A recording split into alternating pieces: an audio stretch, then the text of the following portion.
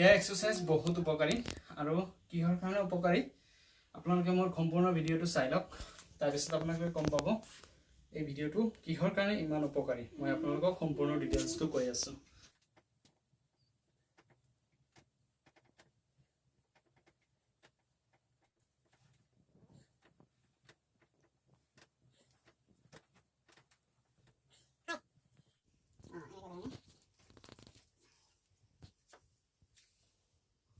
Sama.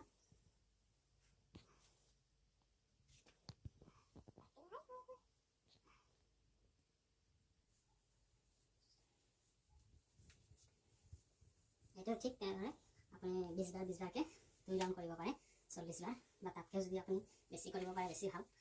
এই চাৰিটা ষ্টেপে হৈছে স্পেশালি আপোনাৰ যদি নাৰ্ভৰ প্ৰব্লেম আছে বা কঁকালৰ বিষ আছে ভৰিৰ বিষ আছে হাতৰ বিষ আছে এয়া বিষৰ কাৰণে মানে এক্সাৰসাইজখিনি একেবাৰে সম্পূৰ্ণ মানে উপকাৰী বুলি ক'ব লাগিব মই ঠাণ্ডা বতৰ আহিলে মানে মই বিছনাৰ পৰা উঠিব নোৱাৰি বিষতে আৰু দিনৰ বেলাত খোজ কাঢ়িলে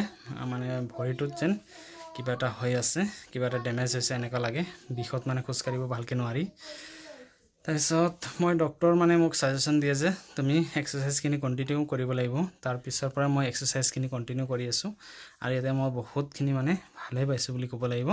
এক্সাৰসাইজটো কৰিলে কোনো ধৰণৰ বিষ নাথাকে বা মই ঔষধ খোৱাৰ প্ৰয়োজন নপৰে আৰু এতিয়া মই কোনো ধৰণৰ ঔষধ নাখাও এই এক্সাৰসাইজ কৰি মই মানে ধুনীয়াকৈ নিজৰ কাম কাজ কৰি আছো